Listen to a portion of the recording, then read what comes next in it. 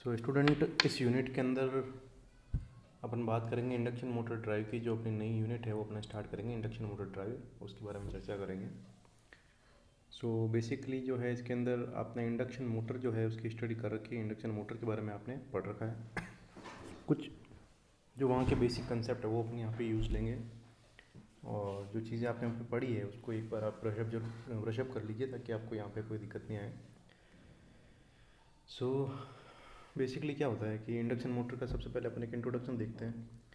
तो induction motor अपन को पता ही है, जो मोस्टली यूज़ अपन करते हैं induction motor, single phase induction motor and three phase induction motor, जो भी अपने काम में आती है ना। तो दो टाइप होते हैं इसके, है ना। Three phase induction motor are the most common and frequently encountered machine in industries. Industry के अंदर बेसिकली सबसे ज़्यादा जो यूज़ आने वाली जो मशीन है, जो मोटर है, वो कौन सी है?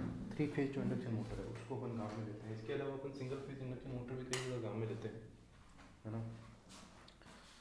सो इसके अंदर रीज़न क्या होता है अपन इसका यूज़ में लेने का? क्योंकि इसकी डिज़ाइनिंग जो होती है सिंपल होती है, और प्राइस जो होती है इसकी लो होती है, मेंटेनेंस ईजी होता है और रज होती है, इस वजह से अपन इसको काम में लेते हैं ना। दूसरा क्या होता है, इसकी जो पावर जो रेंज होती है वो वाइड होती है ना। पावर जो रेटिंग होती है वो वाइड पावर रेटिंग के लिए जो है वो बनी होती है। और फ्रैक्शनल हॉर्स पावर होता है, जैसे कि इसका जो है ना हॉर्स पावर अपन 10 तक अपन इसको यूज़ में ले सकते हैं। इसकी जो रेटिंग होती है काफ़ी अच्छी होती है। और क्या होता है इसके अंदर, run essentially as constant speed from no load to full load. सबसे ज़्यादा अच्छी बात क्या होती है इसकी इंडक्शन मोटर की, कि जो है ये कांस्टेंट स्पीड के ऊपर काम करती है, नो लोड से फुल लोड के ऊपर। सो बेसिकली अपन को बहुत ही ज़्यादा एडवांटेज मिलता है इस चीज़ से। और its speed depend on the frequency of the power source. जो भी फ्रिक्वेंसी होगी पावर सोर्स की उसके ऊपर इसकी स्पीड डिपेंड करेगी। सो इससे क्या होता है, not easy to have variable speed control, ठीक है। क्योंकि जो है स्पीड जो है किसके ऊपर डिपेंड करे, फ्रिक्वेंसी के ऊपर डिपेंड करे। सप्लाई फ्रिक्वेंसी बार बार चेंज नहीं की जा सकती। सो एक कांस्टेंट फ्रिक्वेंसी के ऊपर जो स्पीड है इसकी जो डिपेंड करती है। इस वजह से क्या होता है कि इसकी जो स्पीड है उसको वेरी करना इतना ईजी नहीं होता, ठीक है। उसके लिए अपन क्या करते हैं, अपन पहले पढ़ा ही इंडक्शन मोटर के अंदर अपन डिफरेंट टाइप्स ऑफ ड्राइव्स जो है यूज़ करते हैं, पावर इलेक्ट्रॉनिक्स ड्राइव यूज़ करते हैं। सो क्या होता है, requires variable frequency power electronic drive for optimal speed control. So variable frequency जो कंट्रोल होता है ना वो अपन काम में लेते हैं। डिफरेंट फ्रिक्वेंसी के लिए डिफरेंट जो है स्पीड जो है अपन ला सकते हैं। सो डिफरेंट जो variable frequency power electronics drive जो होती है उसकी हेल्प से अपन ऑप्टिमल स्पीड जो है वो प्राप्त करते हैं, ठीक है। सो ये तो हो गया इसका बेसिक इंट्रोडक्शन। अब इसके बारे में अपन जानेंगे कि इसका जो इक्विवेलेंट सर्किट होता है वो किस तरीके से होता है, ठीक है। सो बेसिकली क्या होता है इसके अंदर, अपना जो स्टेटर होता है फिक्स होता है, रोटर रोटेटिंग होता है। सो जो ट्रांसफार्मर होता है ना, ट्रांसफार्मर, आपने इस चीज़ के बारे में पढ़ा है पहले भी। ट्रांसफार्मर होता है उसके बेसिस के ऊपर इसका भी जो है इक्विवेलेंट सर्किट ड्रॉ किया जाता है।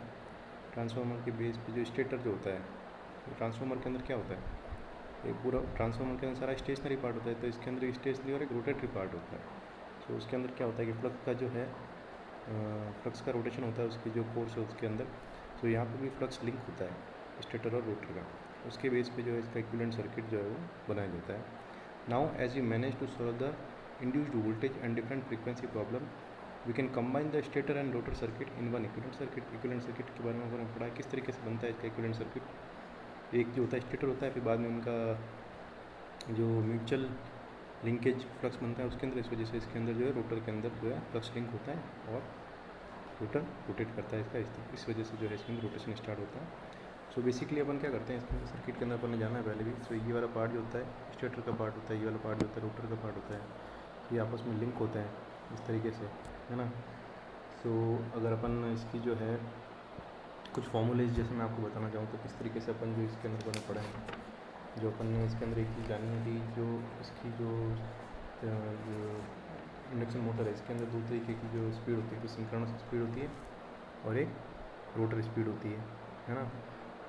उसके बेस पे ही जो है अपना जो इंडक्शन मोटर वर्क करता है। और अपन ने क्या क्या पढ़ा है, जो सिंक्रोनस स्पीड होती है उसकी वैल्यू कितनी होती है, सिंक्रोनस स्पीड जो अपन बोलते हैं NS, उसकी वैल्यू होती है 120 F/P होती है, ठीक है। कुछ फॉर्मूले मैं आपको याद दिला रहा हूँ अभी। और क्या होता है इसके अलावा, अपन स्लिप की कैलकुलेशन करते हैं। स्लिप की कैलकुलेशन करते हैं तो वहाँ पे क्या होता है एस बराबर क्या होता है, एस बराबर होता है एन एस जो सिंक्रोनस स्पीड होती है माइनस रोटरी की speed divide by N S.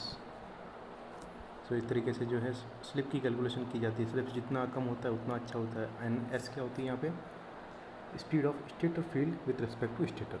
N S होती है speed of stator field with respect to stator, और जो एन आर होती है वो होती है speed of rotor with respect to stator. ठीक है, speed of rotor with respect to stator. और क्या होता है N S minus N R क्या होता है, speed of stator field with respect to rotor. N S minus N R क्या होगा, एन एस में से एन आर को माइनस कर दिया आपने, तो वो बन जाता है speed of stator field with respect to rotor. ठीक है, और क्या कह सकते हैं अपन, अगर अब यहाँ से अपन एन आर बनाए, एन आर की अगर वैल्यू निकालना चाहे इस इक्वेशन से, तो एन आर की वैल्यू क्या निकल के आती है, एन आर बराबर निकल के आता है 1 minus S into N S. इस तरीके से जो है रोटर स्पीड जो है निकल के आती है ना। सो ये कुछ बेसिक चीज़ें हैं जो इंडक्शन मोटर के बारे में अपन को अच्छे से पता होनी बहुत ज़रूरी है ना। और जो इसमें जो होता है स्टेटर रोटर फील्ड जो बनते हैं इसके अंदर जो, उसके बारे में अपन जानेंगे, है ना। सो बेसिकली जो है अपन ने देखा है इंडक्शन मोटर के अंदर, जो इंडक्शन मोटर होता है बेसिक प्रिंसिपल ट्रांसफार्मर का जो है वो यूज़ करती है। ट्रांसफार्मर के हिसाब से जो इसका इक्विवेलेंट सर्किट जो है वो तैयार होता है ना।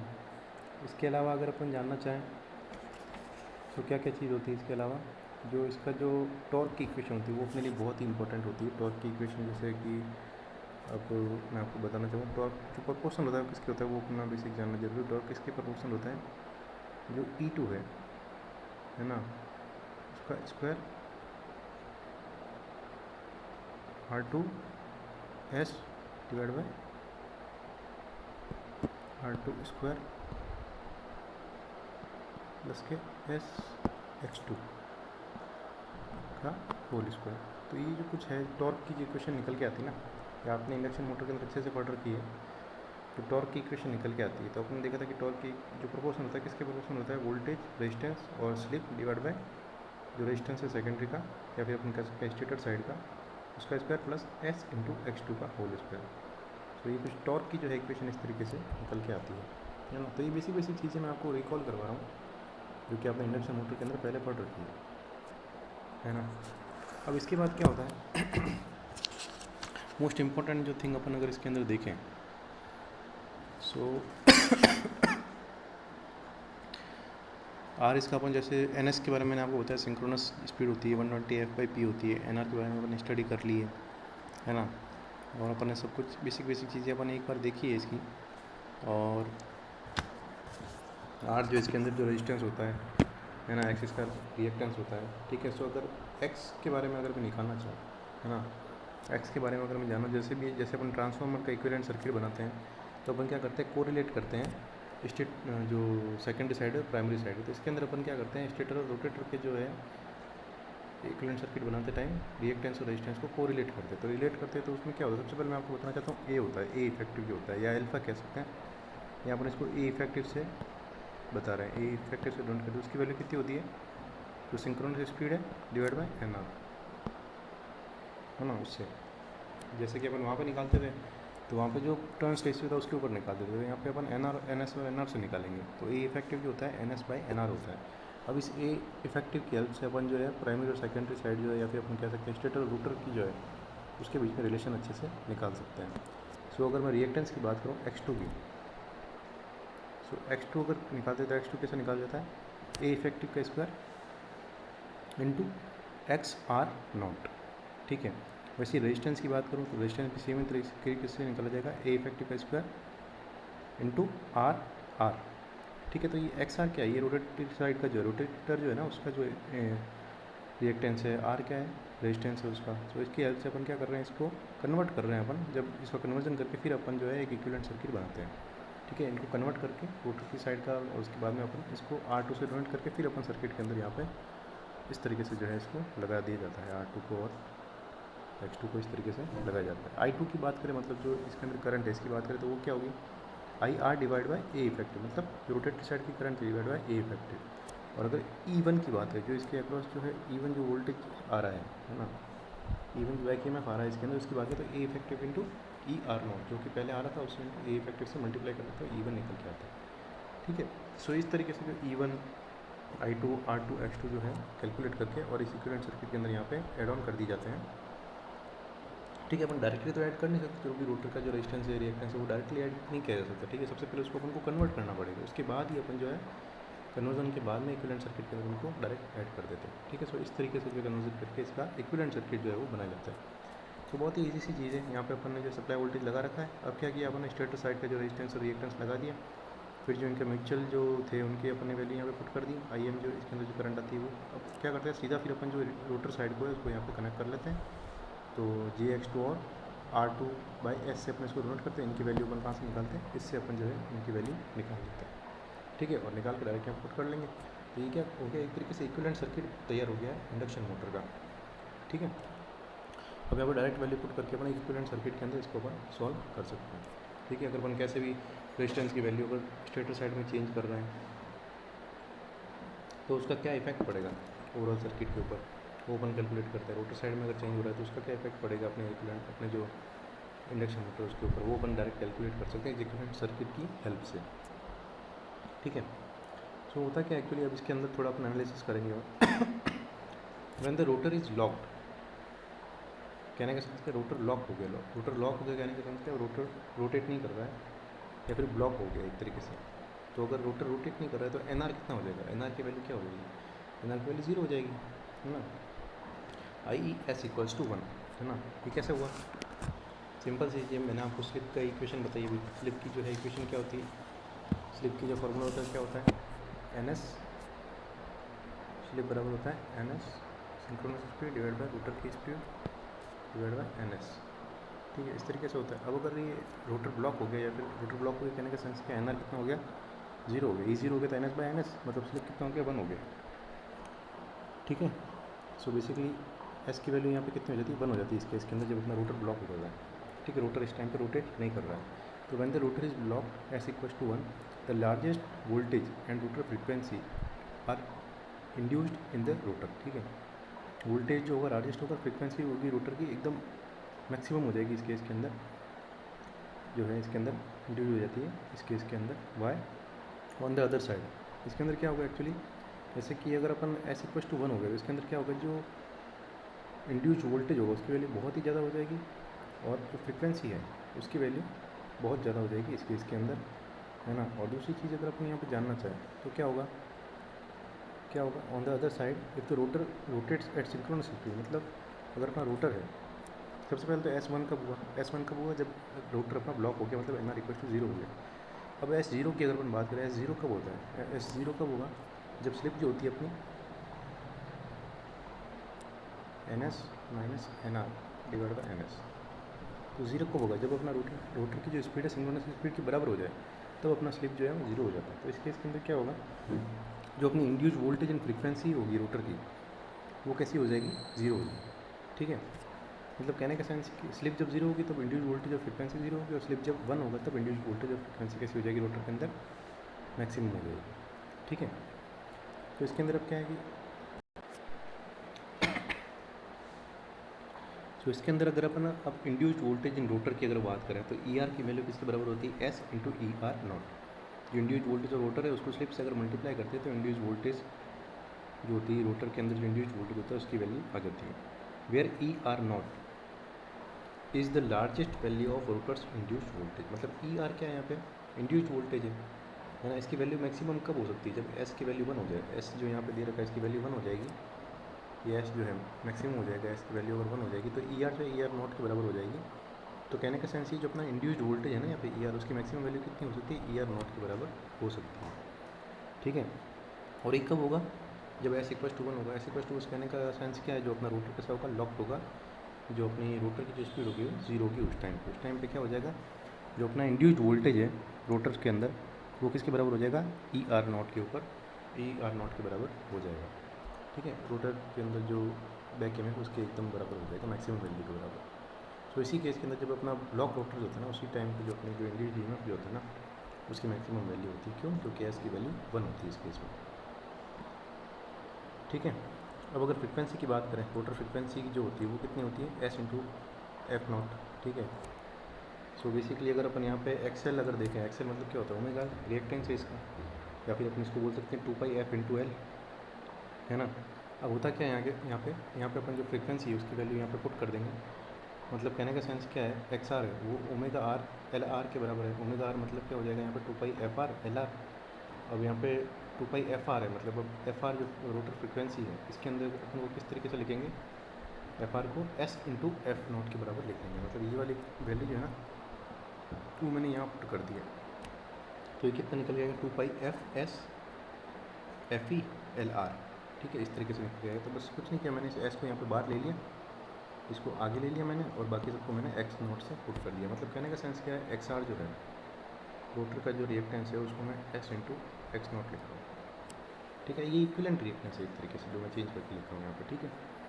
तो इस तरीके से लिखा जाता है रिएक्टेंस को, ठीक है। So the frequency of the induced voltage in the rotor changes, the reactance of the rotor circuit also changes. Simple सी बात है, अगर फ्रीक्वेंसी चेंज होगी तो रिएक्टेंस भी चेंज होगा, क्योंकि एस के ऊपर डिपेंड कर रहा है, जो इसका स्लिप है उसके ऊपर डिपेंड कर रहा है।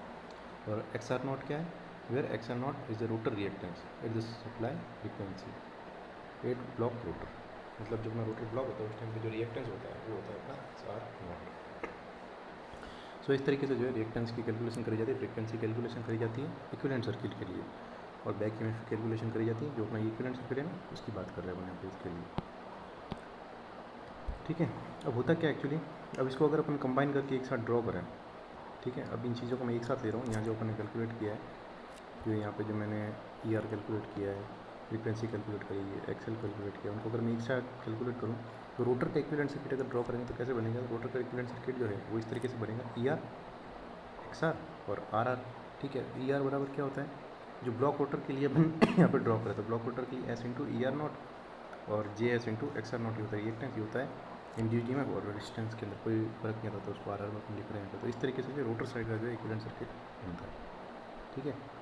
Where E R is the induced voltage in the rotor and R R is the rotor resistance.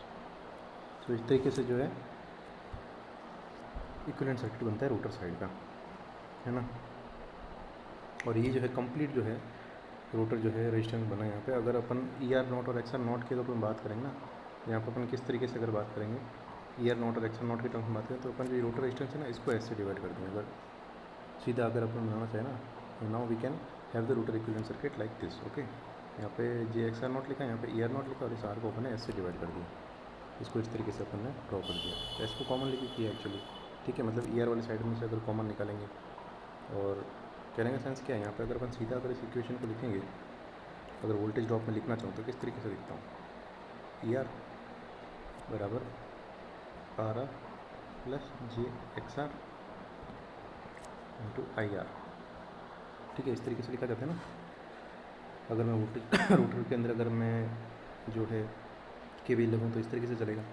अब ई आर की जगह कुछ नहीं, S into E R not लिखा है, S into E R not लिखा है, आर आर की जगह आर आर ये आएगा, प्लस के J into S into X R लिखा है, बार आई आर लिखा है, ठीक है। अब हुआ कुछ नहीं, यहाँ से एस कॉमन निकाला इस वाली साइड से, इस वाली साइड से एस कॉमन निकाला, तो यहाँ से एस और यहाँ जो एस बाहर आएगा वो कॉमन से कैंसिल आउट हो जाएगा, ठीक है। जिस तरीके से इक्वेशन बनेगी मैं आपको बता देता हूँ, E R naught divide by S,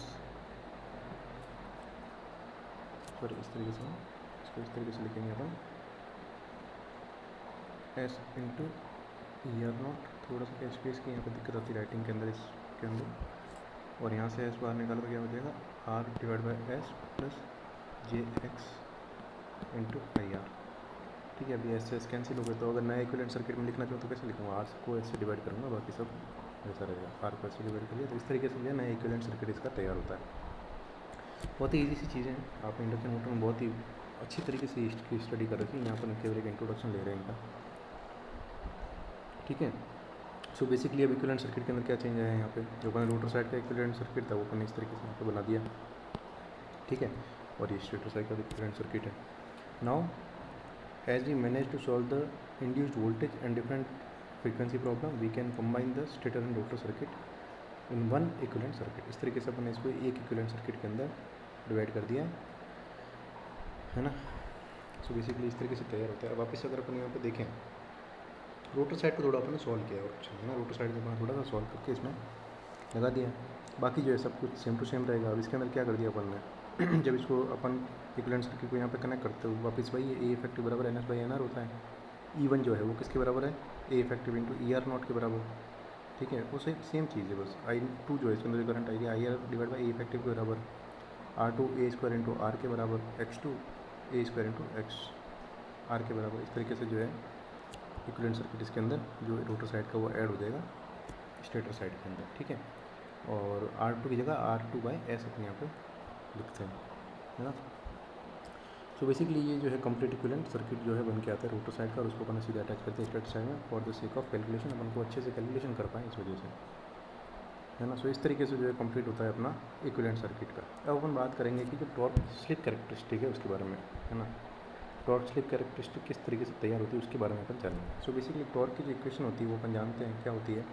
जो अपना इंडक्शन मोटर है उसके अंदर अपना टॉर्क के बारे में स्टडी करी है ना। सो अपन ने उसके बारे में अच्छे से उसके अंदर जाना है। टॉर्क जो होता है किसके प्रोपोर्शनल होता है, एक तो वोल्टेज जो लगा होता है उसके एकदम डायरेक्ट प्रोपोर्शनल होता है ना।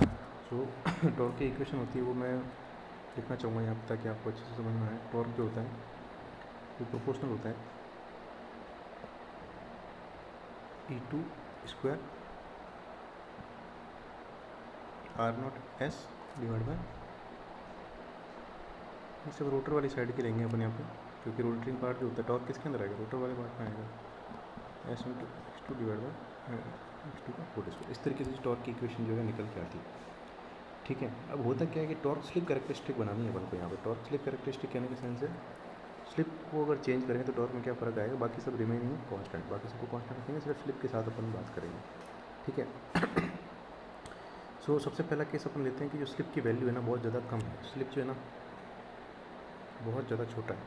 ठीक है, कहने का सेंस है कि स्लिप बहुत ज़्यादा छोटा है, स्लिप की वैल्यू बहुत कम है तो पहले केस के अंदर क्या हो, स्लिप की वैल्यू अगर बहुत कम है तो अगर किसी कम नंबर जैसे मान लो 0.0001 है अगर स्लिप, उसको अगर मैं किसी रिएक्टेंस से मल्टीप्लाई करूँगा तो ये तो एकदम जीरो ही हो जाएगा ना, ऑलमोस्ट जीरो हो जाएगा। तो ये पार्ट को नेगलेक्ट किया जा सकता है, ये पार्ट जीरो हो गया, ये पार्ट कांस्टेंट है R2, तो अपना टॉर्क है वो किसके प्रोपोर्शनल आ गया, सीधा स्लिप के प्रोपोर्शनल आ गया केस वन में। ऊपर एस था ना, ठीक है, तो इसलिए सीधा एस के प्रोपोर्शनल आ गया केस वन के अंदर। मतलब जैसे जैसे टॉर्क बढ़ेगा वैसे वैसे स्लिप बढ़ेगा।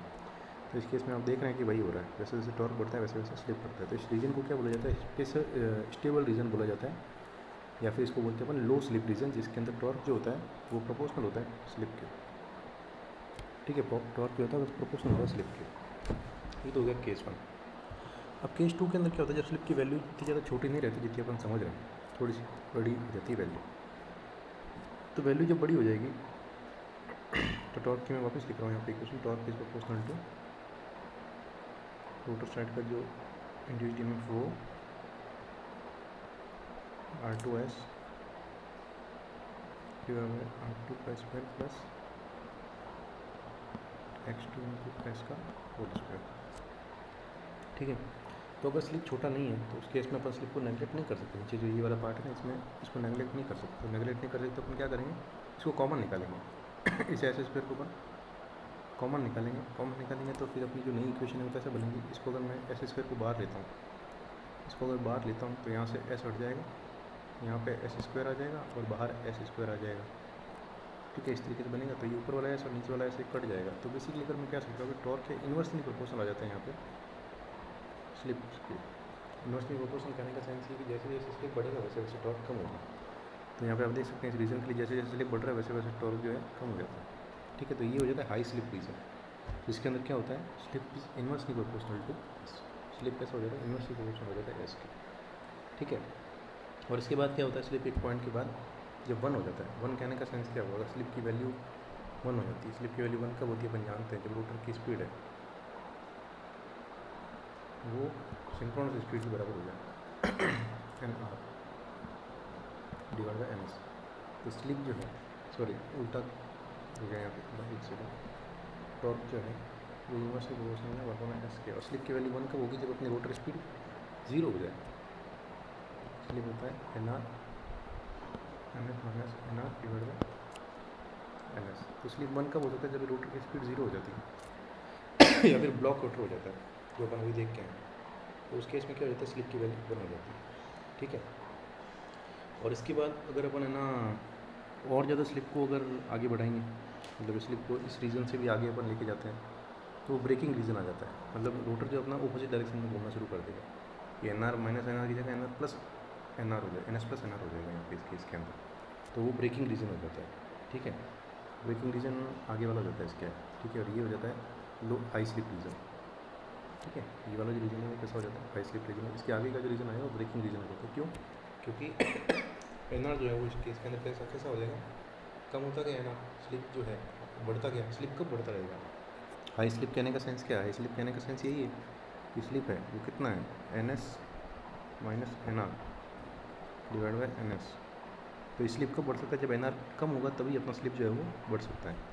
एन आर कम होगा, एन आर कम होगा मतलब रोटर की स्पीड कम हो रही है यहाँ पर, और कम होते होते होते होते रोटर की स्पीड जब जीरो हो जाती है तो स्लिप बंद हो जाता है। अब क्या होगा, इसके आगे क्या होगा, रोटर जीरो हो गया तो जीरो से कम तो क्या होता है, वो ऑपोजिट डायरेक्शन में रोटेट करना पड़ेगा रोटर को। तो उस केस में क्या होता है, ब्रेकिंग हो जाती है रोटर। ठीक है, ब्रेकिंग वाला पार्ट हो जाता है इसके आगे।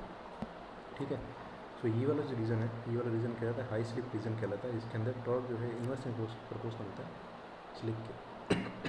और ये वाला रीज़न होता है हाईली अनस्टेबल रीज़न होता है। ठीक है, और अगर मैं इस रीज़न की बात करूँ, ये होता है स्टेबल रीज़न। तो स्टेबल रीज़न इसमें स्लिप की वैल्यू कम है। स्लिप की वैल्यू कम है मतलब क्या होगा, N S minus N R divide by M S.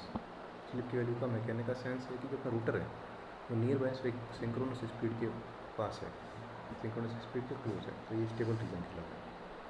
ठीक है, और ये होती है अपनी टॉर्क स्लिप कैरेक्टरिस्टिक। ठीक है, इस तरीके से। तो अपन जब ड्रॉ करते हैं ना स्टूडेंट्स, तो अपन जब ड्रॉ करते हैं तो इसको थोड़ा अलग तरीके से ड्रॉ करते हैं, इसको उल्टा ड्रॉ किया जाता है। ये जो है ना, इस चीज़ को फिर ड्रॉ किया जाता है तो उल्टा किया जाता है स्लिप के साथ में। उस केस में क्या होता है, स्लिप जो होती है ना, स्लिप को यहाँ पे 1 माना जाता है और यहाँ पे 0 माना जाता है। इसको उल्टा जब ड्रॉ करते हैं तो इस तरीके से इसका ग्राफ बनता है, ऐसे ऊपर की तरफ। ठीक है, इसको उल्टा ऐसे ड्रॉ किया जाता है। यहाँ पे ये वाला जो है, यहाँ पे जो है स्लिप 0 है और यहाँ स्लिप 1 है। इससे जैसे जैसे आप आगे बढ़ेंगे तो ये कैसा रीजन हो जाएगा, ब्रेकिंग रीजन यहाँ पर आ जाएगा। ठीक है, सो ये वाला जो है ना मोटरिंग मोड है, ये वाला मोटरिंग मोड है। और अगर आप टॉर्क नेगेटिव कर लेते हो, है ना, टॉर्क को नेगेटिव कर लेते हो ना, मतलब इसके आगे और आप बढ़ोगे तो ये कैसे जाएगा, नीचे की तरफ जाएगा। तो इस केस में क्या होगा, टॉर्क नेगेटिव हो जाता है। टॉर्क नेगेटिव हो जाता है कहने का सेंस है जनरेटिंग मोड हो जाता है इसके आगे वाला। ये जो जनरेटिंग मोड हो जाता है ये मोटरिंग मोड हो जाता है और ये ब्रेकिंग मोड हो जाता है। ठीक है, सो इस तरीके से जो है इसकी जो है टॉर्क स्लिप कैरेक्टरिस्टिक बनती है। और अब इसी के साथ अगर स्पीड की अगर अपन बात करें तो स्पीड यहाँ पे इसी के साथ अपन ड्रॉ कर सकते हैं, जस्ट इसकी अपोजिट होती है। तो यहाँ पे जो स्पीड होती है ना, यहाँ पे ये 0 स्पीड होती है, यहाँ पे इस वाले पॉइंट में जब अपना जो है स्लिप 0 है, मतलब स्लिप 0 मतलब ये वाली स्पीड कैंसिल हो जाएगी, एन आर की जो वैल्यू हो जाएगी एन एस के बराबर हो जाएगी इस वाले पॉइंट पर। और यहाँ पे जो है, यहाँ पे जो अपनी जो स्पीड है वो कैसी हो जाएगी, एन आर की वैल्यू कितनी रहेगी, एन आर की वैल्यू कितनी रहेगी यहाँ पे तो स्लिप 0 है, यहाँ पे स्लिप 1 है, कहने का मतलब यहाँ पे जो अपनी रोटर स्पीड है एन एस के, मतलब रोटर की स्पीड यहाँ पे 0 रहेगी इस पॉइंट के ऊपर, और यहाँ पे एन एस के बराबर हो जाएगी। सो इस तरीके से टॉर्क स्पीड कैरेक्टरिस्टिक बनाई जाती है, इसकी जस्ट अपोजिट करके स्लिप को पूरा उल्टा करना है। ठीक है, तो ये वाला रीज़न जो है ये हो जाएगा जनरेटिंग मोड, ये वाला जो रीज़न है मोटरिंग मोड, और ये हो जाएगा ब्रेकिंग मोड। ठीक है, सो इस तरीके से टॉर्क और स्पीड की कैरेक्टरिस्टिक बनाई जाती है। सेम देखो जो मैंने आपको पिछली बार बताया वही है, सेम उल्टा कर दो इस वाले ग्राफ को पूरा। ठीक है, सो इस तरीके से चलती है। तो यहाँ पे जो है अब स्पीड की अगर बात करें तो यहाँ पे स्पीड कितनी होगी, जो अपनी रोटर स्पीड है वो कितनी हो जाएगी, यहाँ पे स्लिप की वैल्यू कितनी है, 1 है स्लिप की वैल्यू। ठीक है, और यहाँ पे स्लिप की वैल्यू कितनी है, जैसे अपन यहाँ पे देख रहे हैं, इसको पूरा अपने उल्टा किया तो यहाँ पे जो है स्लिप की वैल्यू कितनी है, 0। मतलब स्लिप की वैल्यू 0 तो कहने का सेंस क्या है, जो अपनी रोटर स्पीड है वो कितनी होगी, सिंक्रोनस स्पीड के बराबर होगी। और यहाँ पे स्लिप की वैल्यू 1, मतलब अपनी रोटर स्पीड यहाँ पे कितनी होती है, 0 होती है। सो इस तरीके से जो है टॉर्क स्पीड कैरेक्टरिस्टिक का ग्राफ बनाया जाता है, एकदम अपोजिट कर दिया जाता है इसको, स्लिप जो टॉर्क स्लिप कैरेक्टरिस्टिक है उसको पूरा उल्टा कर दिया जाता है। ठीक है student, so this was the best explanation. बहुत ही अच्छी तरीके से आपको समझ में आ चुका होगा किस तरीके से जो है वर्क करता है। और एक चीज़ मैं आपको और बताना चाहूँगा, ये वाला जो रीज़न में आपको बताया, इस वाले रीज़न के अंदर जो मोटरिंग मोड है इसके अंदर क्या होता है, स्लिप जो होता है एस जो है 0 से 1 के बीच में लाया कर रहा है, यहाँ पे 0 है यहाँ पे 1, केवल इसी में बात करूँ तो मैं। ठीक है, इसके ज़्यादा आप आगे जाओगे तो यहाँ पे क्या हो जाएगा, इस वाले रीजन के अंदर, इससे आगे आप इधर बढ़ोगे तो स्लिप हो जाएगा लेस देन 0। ठीक है, इस वाले केस में स्लिप हो जाएगा लेस देन 0 जब हो जाता है जनरेटिंग मोड, और इस वाले रीजन में आप जाओगे तो स्लिप हो जाता है ग्रेटर देन 1, ये होता है ब्रेकिंग मोड।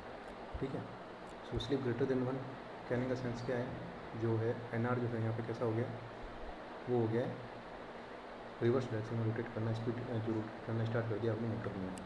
और लेस देन 0 कहने का सेंस क्या है, अपनी जो रोटर की स्पीड है सिंक्रोनस स्पीड से भी ज़्यादा हो चुकी है।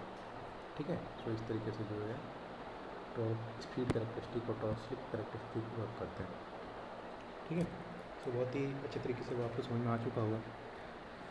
एक बार अपने इंडक्शन मोटर के जो कॉन्सेप्ट है उसको एक बार फिर से देखिए, एक बार फिर से रिवाइज करिए तो आपको बहुत और ज़्यादा अच्छे से समझ में आ जाएगा।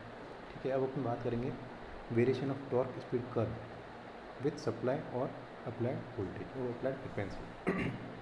मतलब अप्लाइड फ्रिक्वेंसी में जैसे जैसे चेंज आएगा तो अपनी जो टॉर्क स्पीड कर्व है उसमें क्या क्या चेंज आएगा वो अपन जानेंगे।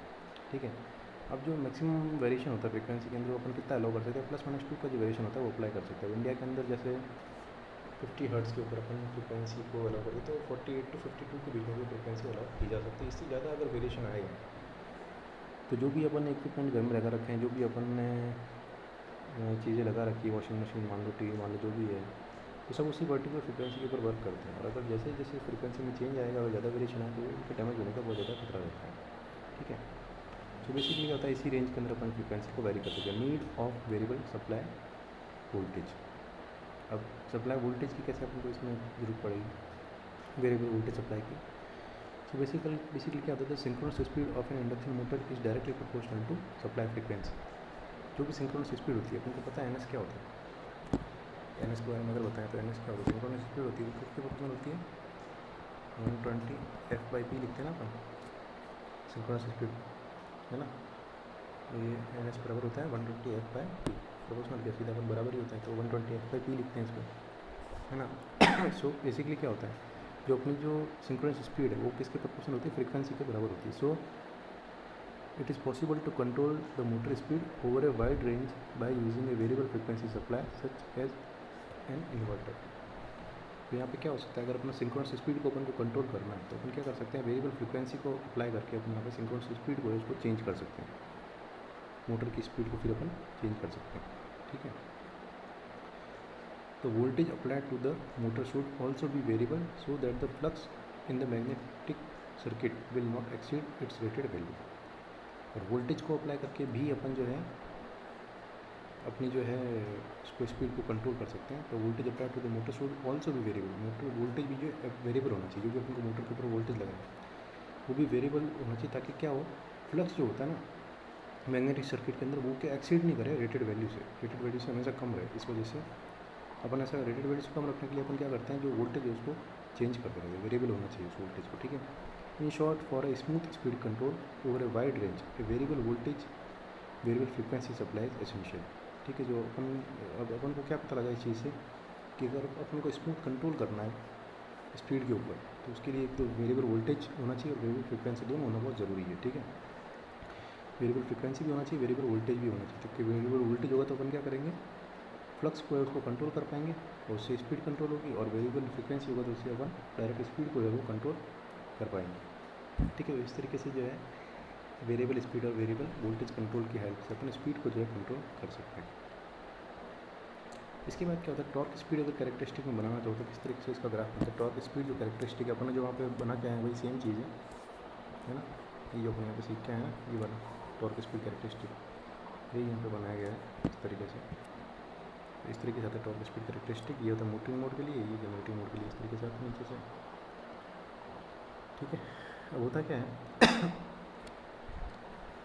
जो इसके कर्व है ना, ये स्लोप, इसको अपन है ना इतना ज़्यादा ना करके अपन इस तरीके से है ना कंट्रोलिंग की हेल्प से अपन इसको इतना स्मूथ कर सकते हैं।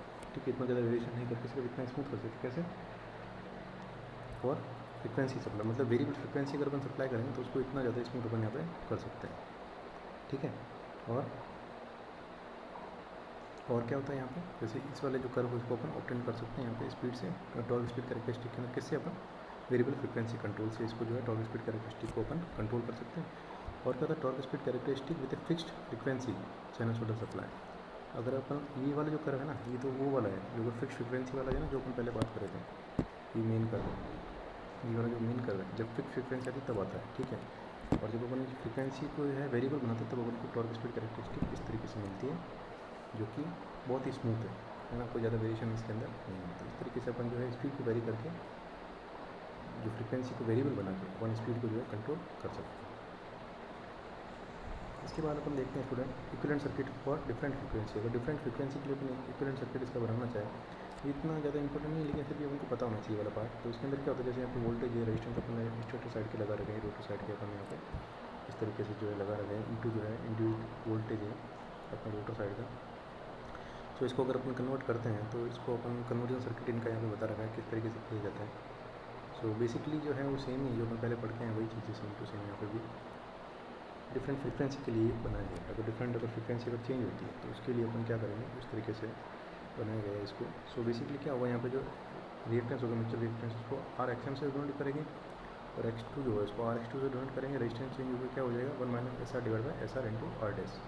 ये वेरिएबल फ्रिक्वेंसी के लिए अपन जब चेंज करेंगे तो नया इक्विवेलेंट सर्किट अपना इस तरीके से बनेगा, ठीक है। और ये जो बनेगा R इंटू X1 और इस तरीके से जो है चेंज हो जाता है।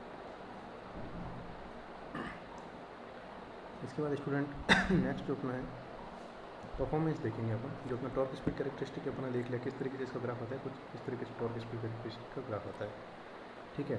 अब होता क्या है, जो एयर गैप जो होता है उसके बीच में ये डिफरेंट है, मतलब steady state performance of air gap flux, ठीक है। टॉर्क की जो अगर प्रॉपर इक्वेशन अपन लिखते हैं तो इस तरीके से टॉर्क की इक्वेशन बनती है इंडक्शन मोटर के अंदर अपने लिए। सो बेसिकली क्या होता है, अगर एयर गैप को अगर अपन कांस्टेंट करें, किसी मशीन के लिए एयर गैप अगर अपन कांस्टेंट कर देते हैं, ठीक है, एयर गैप जो फ्लक्स है उसको कांस्टेंट कर दिया, फिर अगर अपन डिफरेंट वोल्टेज और फ्रिक्वेंसी के लिए ग्राफ बनाएंगे तो इस तरीके से अलग अलग ग्राफ बनेंगे जब एयर गैप कांस्टेंट है तब, ठीक है। किसी के लिए ऐसा ग्राफ बनेगा, फिर ऐसा, फिर ऐसा, फिर ऐसा, फिर ऐसा, ये किसके लिए, कांस्टेंट एयर गैप फ्लक्स के लिए। अपन एयर गैप फ्लक्स को कांस्टेंट रखा है, फिर अपन क्या कर रहे हैं, वोल्टेज और फ्रिक्वेंसी को चेंज करके अपन यहाँ पे टॉर्क स्पीड कैरेक्टरिस्टिक का ग्राफ बना है, तो कुछ इस तरीके से बनता है, ठीक है। ये किसके लिए बना है, steady state performance for air gap flux के लिए। इसके बाद जो नेक्स्ट होता है स्टूडेंट, वो होता है इंप्रूवमेंट। अगर अपन इसी का करें, सबसे ज़्यादा इंपॉर्टेंट चीज़ है। अब इसके अंदर क्या हुआ है कि अपन E और F जो वोल्टेज और फ्रिक्वेंसी है सिर्फ उसी को वेरी कर रहे हैं यहाँ पे। तो अपन को पता है इस तरीके से अपना कुछ बनता है, जो अपना जो टॉर्क स्पीड कैरेक्टरिस्टिक है कुछ इस तरीके से बनती है, ठीक है, कुछ इस तरीके से बनती है। अब इसमें अपन टॉर्क के अंदर फॉर्मूले में देखा E/F आता है वहाँ पर, ठीक है। सो बेसिकली टॉर्क जो है इस तरीके से वर्क करता है। वो होता क्या है, जब E/F को कांस्टेंट कर देते हैं ना, E/F रेशियो को अगर कांस्टेंट कर देते हैं तो अपना टॉर्क जो होता है वो इस कांस्टेंट रीजन में आता है, कांस्टेंट टॉर्क रीजन होता है। E/F को कांस्टेंट करते हैं और अपन बाकी चीज़ों को वेरी करवा रहे हैं यहाँ पे, ठीक है। तो उस केस में क्या होता है, क्योंकि मैक्सिमम टॉर्क जो होता है वो कांस्टेंट होता है, बाकी सब चीज़ों को वेरी करवा रहे हैं, स्लिप को वेरी करवा रहे हैं, बाकी सारी चीज़ों को अपन वेरी करवा रहे हैं। अपन ने चेंज क्या किया, सिर्फ E/F जो रेशियो है ना इसको कांस्टेंट रखा है, कांस्टेंट रखा है। चेंज तो ये भी हो रहा है, E और F भी चेंज हो रहा है, मतलब वोल्टेज और फ्रिक्वेंसी अपन यहाँ पे चेंज कर रहे हैं यहाँ पे, लेकिन इसका जो रेशियो है उसको अपन ने कांस्टेंट रखा है यहाँ पे, ठीक है। इसकी रेशियो को अपन ने कांस्टेंट रखा है, रेशियो को कांस्टेंट रखा है। तो उस केस में क्या होता है कि मैक्सिमम टॉर्क जो होता है ना वो सेम होता है सबका। देखो यहाँ पे हाइट देखो इसकी सेम, मैक्सिमम टॉर्क जो होता है, सॉरी मैक्सिमम टॉर्क जो होता है वो सेम होता है इस केस में। जब E/F को कांस्टेंट रखा जाता है तो उस केस में मैक्सिमम टॉर्क जो होता है वो होता है सेम। अब E/F रेशियो का कांस्टेंट रखा है, लेकिन अपन चेंज कर रहे हैं E और F दोनों को, रेशियो उसका कांस्टेंट है। सो डिफरेंट जो E और F के लिए अपन ग्राफ को ड्रॉ करते हैं, कांस्टेंट टॉर्क जो ग्राफ बनता है, जिनका मैक्सिमम टॉर्क जो होता है वो कांस्टेंट हो सकता है, देखो हाइट जो है उसकी बराबर है, तो टॉर्क यहाँ पे कैसा हो गया, सबका कांस्टेंट हो गया एक तरीके से, ठीक है। तो ये वाला जो रीज़न होता है उसको अपन क्या बोलते हैं, कांस्टेंट टॉर्क रीजन। इसके अंदर क्या होता है, टॉर्क जो है वो कांस्टेंट होता है, मैक्सिमम टॉर्क जो है सबका सेम आ गया। किया क्या यहाँ पे अपन ने E/F को जो है कांस्टेंट किया इस वाले रीजन के लिए, ठीक है। तो ये हो जाता है मैक्सिमम कांस्टेंट टॉर्क रीजन और कांस्टेंट E/F रीजन, ठीक है। अब फिर नेक्स्ट में अपन क्या कर रहे हैं, नेक्स्ट रीजन में अपन क्या कर रहे हैं, E/F को कैसा वेरिएबल बना रहे हैं, ठीक है। अब यहाँ पे जो है E/F जो है ना वेरिएबल बनेगा, मतलब इनका जो रेशियो है ना वो कांस्टेंट नहीं है। तो ये जब अपन करते हैं ना तब क्या होता है, टॉर्क है ना इस तरीके से चेंज होना स्टार्ट होगा। जैसे जैसे इसका जो E/F जो है वेरिएबल हो जाएगा, जैसे जैसे ये वेरी करेगा वैसे वैसे टॉर्क कैसा करेगा, डिक्रीजिंग होता जाएगा। इस तरीके से आप ग्राफ के अंदर यहाँ पे देख सकते हैं, ठीक है। तो इस तरीके से जो है E/F का मतलब फ्रिक्वेंसी और वोल्टेज चेंज करने पर अपना जो टॉर्क स्पीड कैरेक्टरिस्टिक है वो चेंज होती है, ठीक है। मतलब टॉर्क स्पीड कैरेक्टरिस्टिक अगर अपन E/F को रेशियो को अगर अपन कांस्टेंट रखते हैं, इनका जो रेशियो इसका कांस्टेंट रखा जाता है, तब जो मैक्सिमम टॉर्क जो है कांस्टेंट रहता है। ठीक है, बाकी सब वेरिएशन होगा लेकिन मैक्सिमम टॉर्क जो है ना वो कांस्टेंट रहेगा। बाकी स्पीड वेरी कराई जा सकती है, क्योंकि स्पीड वेरी करती रहेगी इस तरीके से।